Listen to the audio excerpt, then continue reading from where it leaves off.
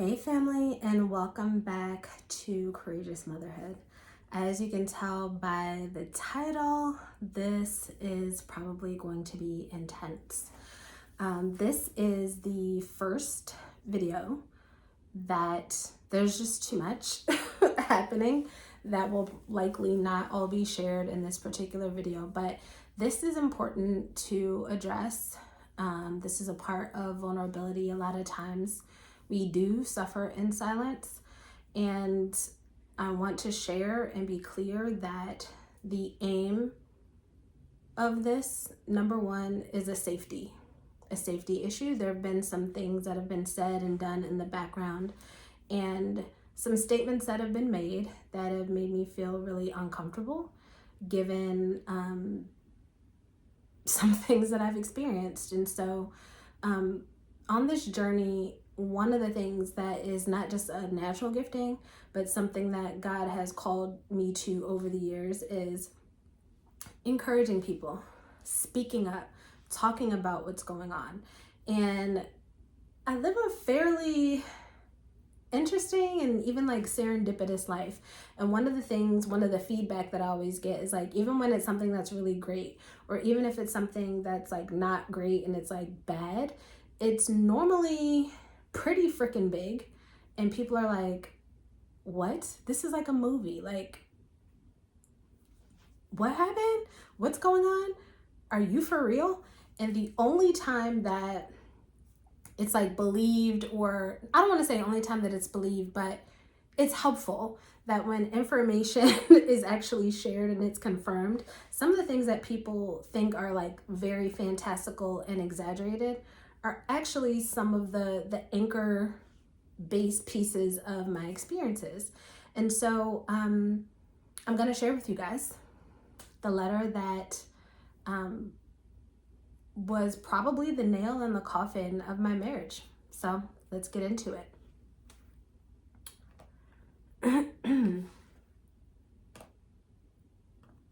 To whom it may concern. My name is my husband's name. I am currently the husband of Jacqueline Clemens. We've been married for 2 years and 6 months. This letter took place in November of 2025. In that time, I have suffered a lot of emotional abuse, although I have supported her professionally, spiritually, and though I have been flawed in this area, I can say sometimes emotionally. We have laughed as well as cried together, but it's never been good enough. I do want to mention that in this letter, I am also responding because that's part of the story. So I'm not sure if I should respond here or if I should read the whole thing. I think I'm going to read the whole thing and then go back and clarify. Next statement. Jacqueline and I have both come from relationships that were abusive, and we were not both completely honest about that, which brings us to where we are today. When I have expressed concerns about Jacqueline, she's called me a BAN, true, insecure, also true, narcissist, also true, and bipolar, also true. True as in these are things that I said. And many other names without engaging in an educated and loving fashion, which would look like both parties taking accountability. In the last 2 years of our marriage, Jacqueline has come after my jobs by showing up to and speaking to my supervisor, contacting my endorser for the military, which is needed for work, which I ended up losing, but she has not taken any accountability. The next time she tried coming after my job in the military was for something quite nonsensical on the weekend that her daughter was supposed to stay, around August 8th, 2025. We were not on speaking terms from one of our arguments, and I chose to sleep in the other room. I figured I can do that because I pay the rent. While Jacqueline does not contribute to the rent, the power bill, and many other things, I figured I had a safe space to stay in. However, what took place was quite sad. She tried to force me out of the room that I was in, saying that it was Dela's room. It was not Dela's room.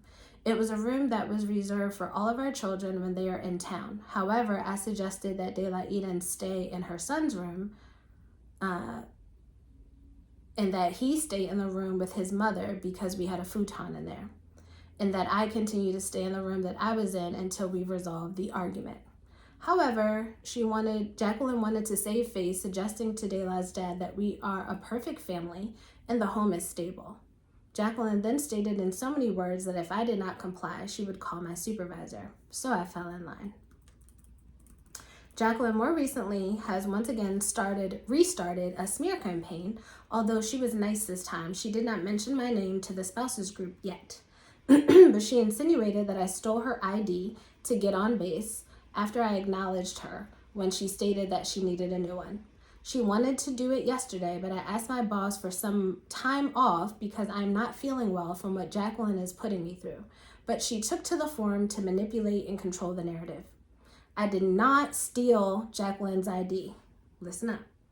But Jacqueline did withhold her daughter's passport. In fact, she told me that she would do it while we were dating in late 2022, early 2023, in fear of the fact that she thought that Justin would kidnap Dela. The passport was in a U-Haul storage, which she emptied out about 2 to 3 weeks ago in Texas. Dela missed out on a beautiful opportunity to go to Europe with her father because of Jacqueline's lack of integrity, but she claimed the Holy Spirit told her to do it. Nonetheless, she gets to hold everyone accountable while no one holds her accountable. She told the court that she lost it in the move and it was in the stores the whole time. She makes decent money being a doula and mentoring women, and yet she has not helped with any of our major bills. She's not caught up on child support, and that puts a strain on our marriage because we cannot go overseas as a family if that is not paid. I have even offered to help her pay it down, but I never know what's in her bank account because she lacks transparency. When she was working in Oregon, she quit her job because, in quotations, she couldn't handle it. Although I was not making what I am now, I did not receive much of a hand with the rent, travel, or lodging. She has not even helped with paying bills to house her car in Oregon. She does not share her finances with me, but she will make big purchases when it serves her. For example, she told me that her car will be here sometime this week, and she paid over $2,000 to have it shipped, but left me with a over $700 power bill. When we got back from our family trip, the power was off. She did not report any of this to me, even though her email is the only email on file for the power company to send invoices. This was a 3 to 4 month debt. She even stated that she did not want to pay Justin more child support than she recently paid him because she did not want him to have a down payment for a lawyer. I didn't even know that she had that much money. In 2023, she had over $10,000, maybe more, from a grant, but the grant fell through, and she used the money to better herself, but not our family. She put a big down payment on a facility and paid monthly on it in Ashland, Oregon. No clients ever showed. Then she paid a lot of money to a young lady for New Levels Consulting to book speaking gigs. As a father, I do not think that Justin deserves to go to jail. He is still connected to Jacqueline, and Jacqueline is still connected to him because they share someone beautiful together. However, her daughter should not be forced or bullied to see her mom, especially right now as we are working amicably to resolve our very own issues. She has school friends, a boyfriend, and family that she's very familiar and safe with concerning her well-being. Her father is the most stable person that she has right now. Jacqueline has moved several times in the last few years with me. As Jacqueline occupies our home, I must admit that it is not a safe environment. She went as far as moving her personal gun from a safe space to under her bed. I do fear coming home because she's delusional and able to justify all of her actions, including not paying child support, going after not only my job, but jobs of exes when she can't get her way, and many more emotional abuses and threats. Who is to say that she won't just shoot me after seeing this letter?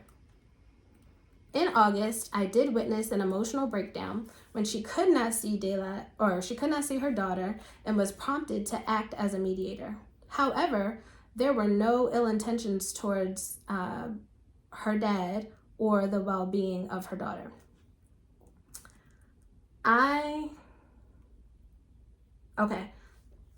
Let's see. I think that's the end of it. Okay. So in August, I did witness an emotional breakdown when she could not see her daughter and was prompted to act as a mediator. However, there were no ill intentions towards my co-parent or the well-being of my daughter.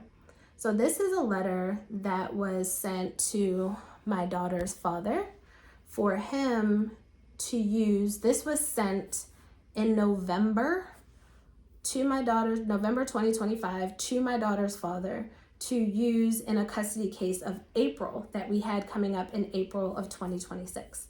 Now I'm going to go through paragraph for paragraph to number one, address the lies, inconsistencies, and half-truths. But I need you to understand that the person that I am married to, that I share everything with, share household, bills, understandings, all these things, vulnerable information, just general life stuff, is the person who sent this to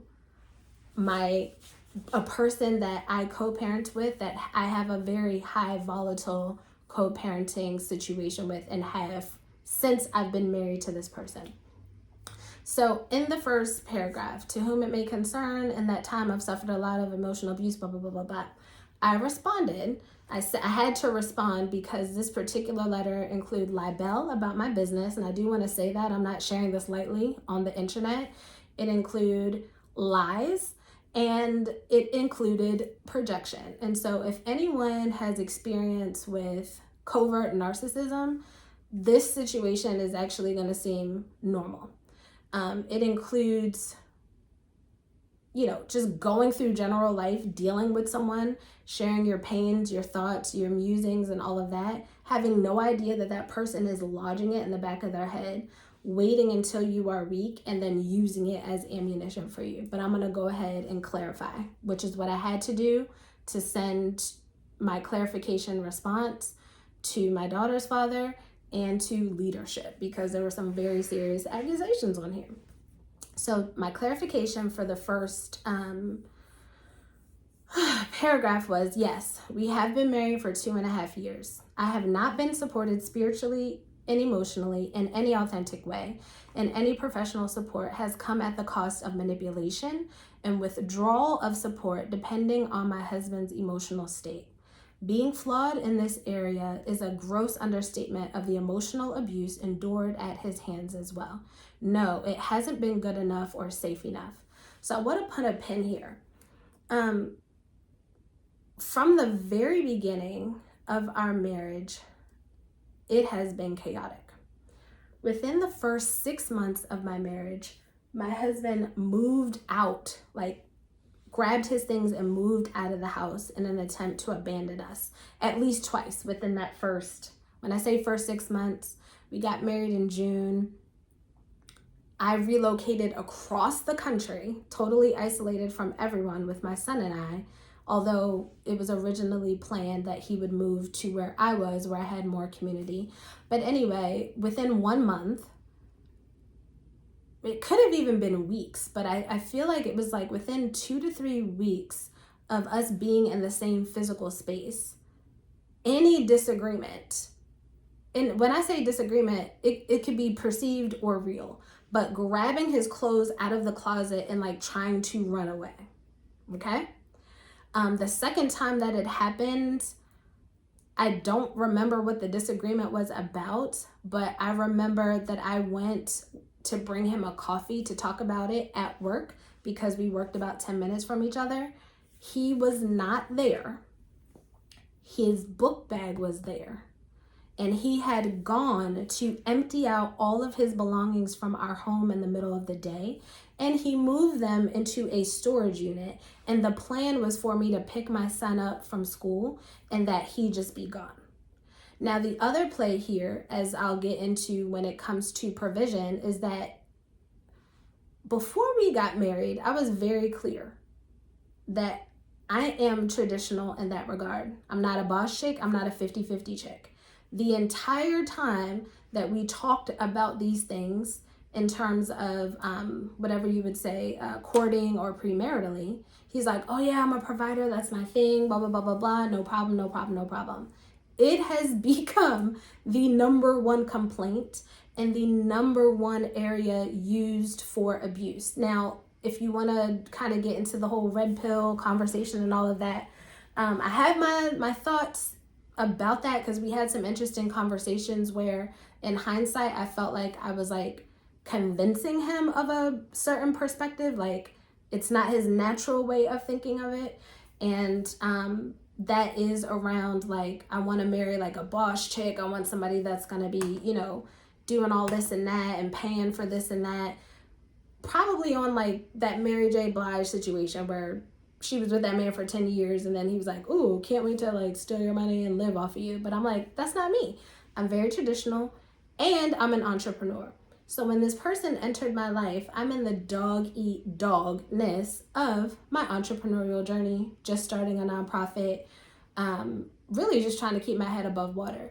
So there was no deception, no misconception. I was not rolling in dough. I wasn't rolling out to visit him. I wasn't buying a bunch of stuff. I was very honest about struggling financially and where I was. So I just want to put that there as I continue to address some of those things. So moved out twice. So I want to put a characteristic and a word to this because as I continue to talk about this and connect it to other instances, this is called destabilization, where you look for someone's known weakness or known area of vulnerability and you aim to destabilize them so that you can have more control. So in our marriage, finances, knowing that that is not my stronghold, and it isn't, and it hasn't been, has consistently been used as the area where it's like, well, if I move out, she's not going to be able to pay the bills because I cover the bills. Or if I cover the bills and I ask her to do this, then I'll just withdraw the money and not give access. So that's the template for all of this. Within the first 6 months, so between June 2023 to December 2023, maybe January 2024, he had moved himself out of our home after an argument. Not going to get into silent treatments and things like this because we'll get into all of that. So Jacqueline and I have both come from relationships that were abusive. We were not completely honest. My clarification was, yes, we have, because we both have. We were honest about that and underestimated the impact that it would have on our current marriage. Each name mentioned here was an authentic expression of how I viewed the behaviors that I was subject to. They were not said in a kind fashion. They weren't. They were very hurtful and demoralizing, absolutely. And I have engaged in many attempts to engage my husband in a loving and educational fashion, including therapy, marriage courses, pleas for support from more experienced couples, and overall community support. In any instance where my husband's job was contacted, it was due to extreme volatile behavior in our home that could not be remedied with a conversation. Due to the nature of his job as a chaplain, I reached out only to the persons that he stated were his accountability person or people, and not his employer directly. And so I don't know exactly what this term is called outside of projection, but him saying that I'm going after his job is something that is unconscionable in the context of the greater reality. So within the first, almost immediately experiencing these different challenges in our marriage, I'm like, we need an accountability couple. We need community. Like, we're isolated in a city, in a town with nobody.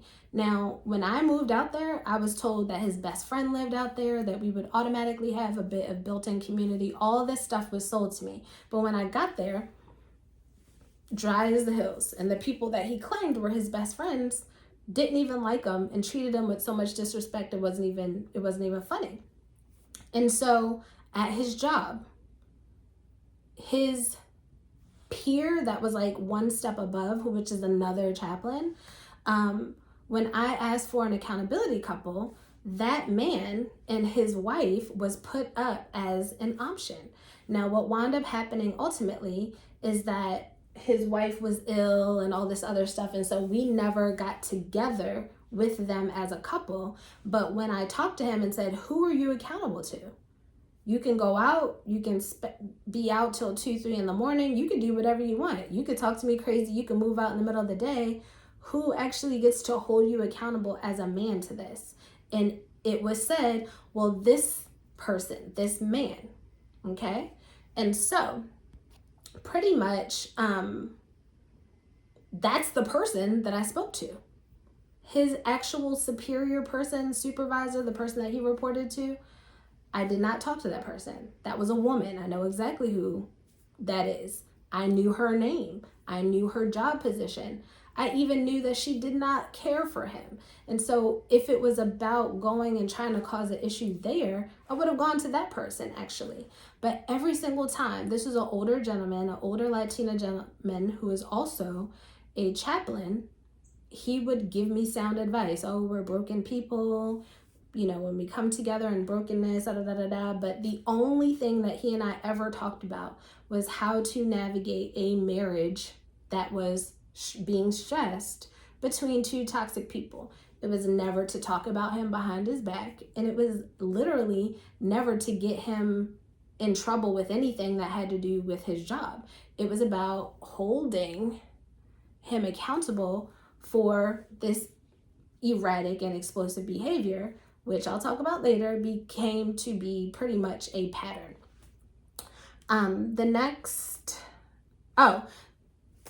Let's get to these name callings. So I'm not gonna hold y'all. I said it. You're a BAN, you're insecure, narcissist, bipolar. The only one that I will say at this point I would not stand behind is saying bipolar. I know that there are some things that are off there biochemically. I don't know what they are. But overarchingly, the things that have interacted and caused big issues in the marriage, probably all go underneath narcissism. The reason, and this is not to justify it, so I want to be clear, like, I was not speaking life. I was not kind. And I was also in so much turmoil and isolation that I said things that were hurtful. Now, when I say that somebody is a BAN, I meant it. Like, I'm struggling. Like, I repent because it's hurtful. But to me, a man that argues with a woman and comes after like a woman's neck to be like nasty and saying stuff because of a man, like, say a man looks at your woman, but then you go and you cuss and you fuss at your woman, but it's because you, to me, don't have the balls to address that man. If what that man did was so egregious, you go talk to that man. You don't come and cause issues and fuss and cuss at your woman. To me, that's the definition of a BAN. And if you don't know what a BAN is, you can look in the Urban Dictionary and find that. In terms of calling him insecure, I do believe that that is true. And I did say it because, again, there were a lot of circumstances where he was comparing himself to other people out in the world or exes, and coming and giving me all of the dumping and the argument and all of that. And I'm like, this is not mine to carry. I'm not doing those things. You have an issue with that person. Go talk to that person. And, or if you don't have a issue to that degree, then what you're doing is you're taking your insecurity that you feel about somebody else or some other situation, and you're dumping it on me, and there's no provision for a resolution. So I'm not saying that you could be uncomfortable with something else that somebody is doing, but it shouldn't be to come back to your partner and accuse them and attack them. It's, hey, I'm uncomfortable with this. Can we operate like this? Let's talk through it. Boom, boom, boom, boom, boom. But when your automatic thing is to come back to your partner and to tear them down, your goal is not to find a resolution. Your goal is to be able to have a dig and to say it like here, here, here. There's no resolution. That's the goal. And then calling them a narcissist, like, each of these things I believe and I know. The only reason I said bipolar is because the frequency and the patterns of everything that I experience. And again, I'm not going to diagnose them, and I want to say that right now. I don't actually know if this person is bipolar. I have been told maybe it is borderline, da da da da da. I don't know. Whatever it is, it's something, and it's something that qualifies for something that I said I couldn't deal with when we were recording, which is any kind of mental health challenges. And so I don't know which one it is, but it's one of those. And so I said those things, and I do take accountability for saying those things, but I don't feel bad for saying those things as they were true in the moment that I said them, meaning like I'm not calling you a narcissist, and I don't think that you're a narcissist. I'm calling you a narcissist because I absolutely think that you're a narcissist. Now, in terms of contacting his endorser for the military, I want to address that as well. So once the decision to join the military was in place, there was a whole process that you have to go through. And once that process was gone through, he had put in his time at the first job, which was a hospital system. And so now it's like behavior is still popping up, and I'm like, who are your accountability people? One person's name was given to me. So this is the other thing. When people just talk to be talking or lie to be lying, they just say stuff, but it's not necessarily with the intention that you're going to follow up or that they'll actually be anchored in accountability. So when he gave me that particular person's name, this person is not a higher up or anybody that I've ever met. So when he did the interview for the endorser, I met some like the highest person or the like decision maker in that organization, and we did like a interview and all of that. But it wasn't the person that he told, the name he said of the person that was holding him accountable. He specifically said, this person has experience with the military and certain challenges, and I feel comfortable with him and him knowing us and our background. He's my new accountability person. So when I contacted this person in transition, the old accountability person is no longer available because he doesn't work there anymore. Now I call this person and I'm like, hey, what's going on? This is what I'm experiencing. I'm told that you are his accountability person. Can you please talk to him about this? At the end of the conversation, the person takes a deep sigh and says, okay, I know that you are telling me this, but I am mandated, my position in this organization mandates that I actually have to send this up. So I'm like, that was not my intention. My intention is call him, talk to him off the ledge, and let us get back to some peace. So that is what happened. Once we get into the military, this person is my accountability. This person is my accountability. And guess what? There's no one else. So before we even moved out here, just to be clear, I did not come out here to our first location in the military under the guise of like, we're just in this together. There were some things that happened while he was at OTS, threatening me to take off of like benefits, me and my son, like everything was financial.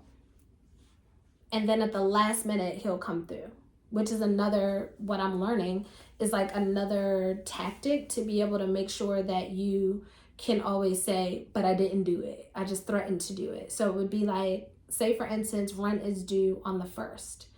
And on the 12th of the month before, you're like, I'm not doing nothing. I'm not sending you no money. And then you go silent from the 12th all the way to the 31st. So from the 12th to the 31st, with no communication, no resolve from your issue,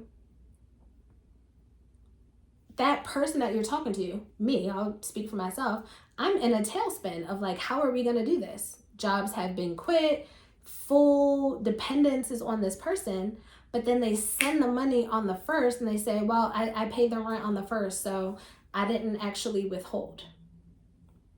it's chaotic and it's intentional. I'm learning. I didn't know that it was intentional before, but I'm learning. And so when we moved here, I did not have my car. So I was very dependent on him coming home or the fridge being stocked with food and things like that. And so when things were good, that was a regular occurrence. But if we were not good, I guess it was like a form of like punishment. Then there would be no communication all day and he wouldn't come home, which at times, like for lunch, which means that I'm not able to have access to a car and leave out and get food.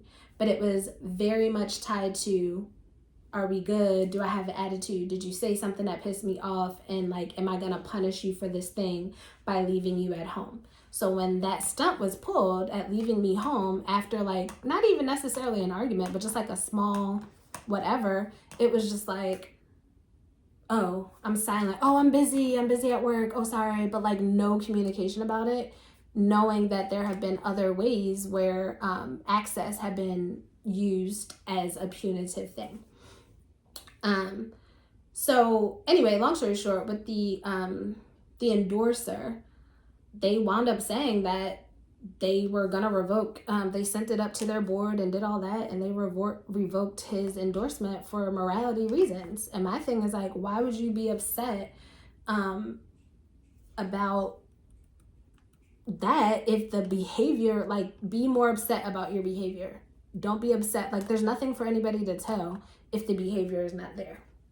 So anyway, the next paragraph.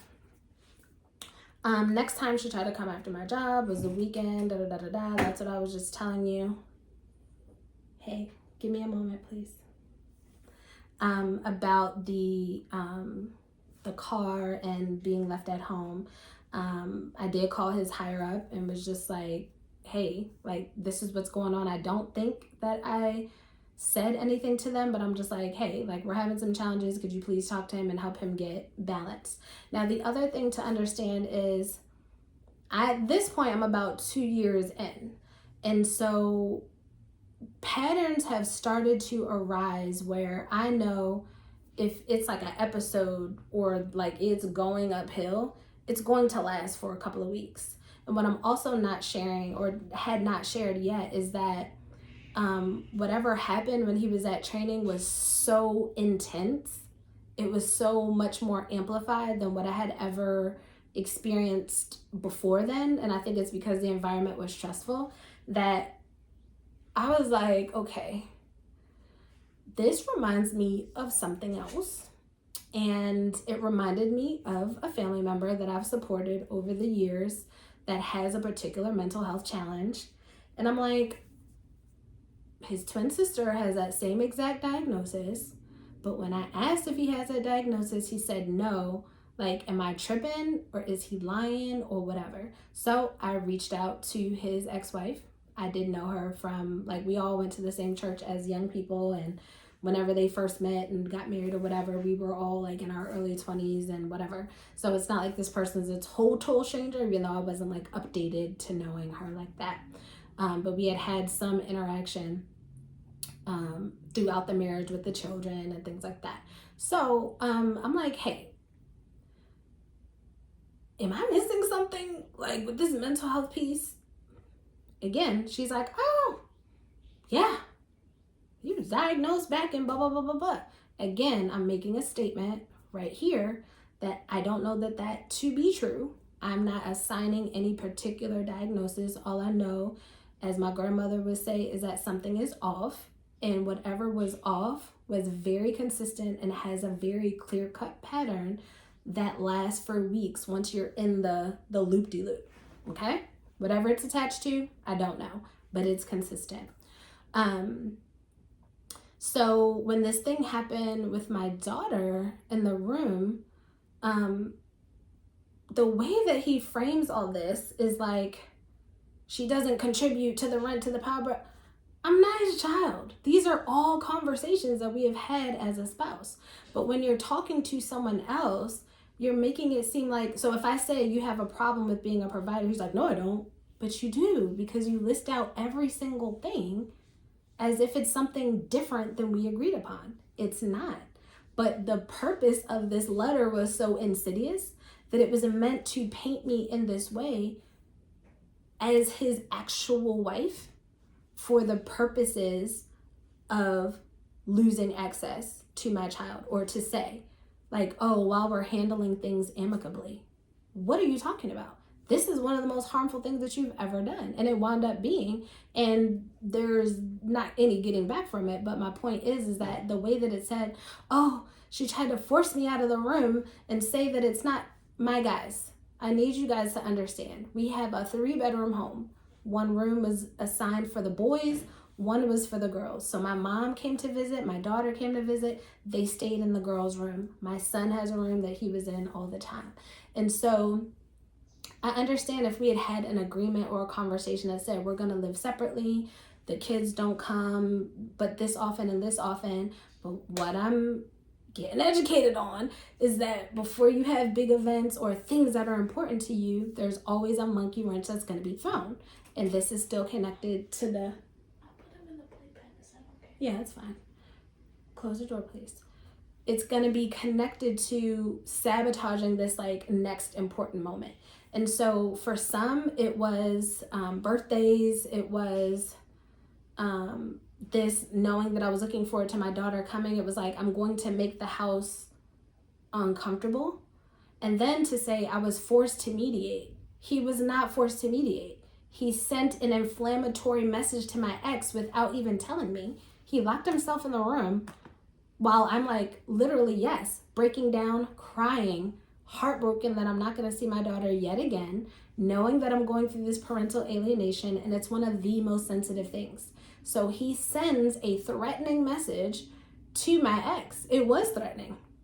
It was rude. It was saying something about his license. I'm going to report you to the this, to the that. I didn't tell him to say that. He said that on his own. And ultimately, even when I did make a report to my ex's license, it was at his prompting. And so in this letter, I don't know if you can see just like the twisting. It is so freaking demonic. Like it is like a wily, twisty, snake-like thing that happens.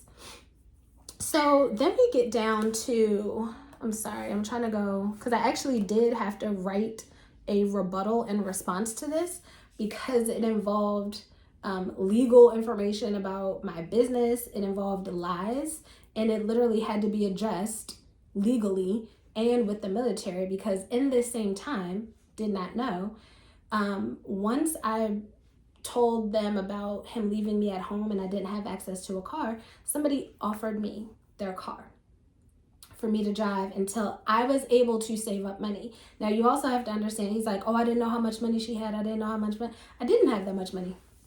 I didn't.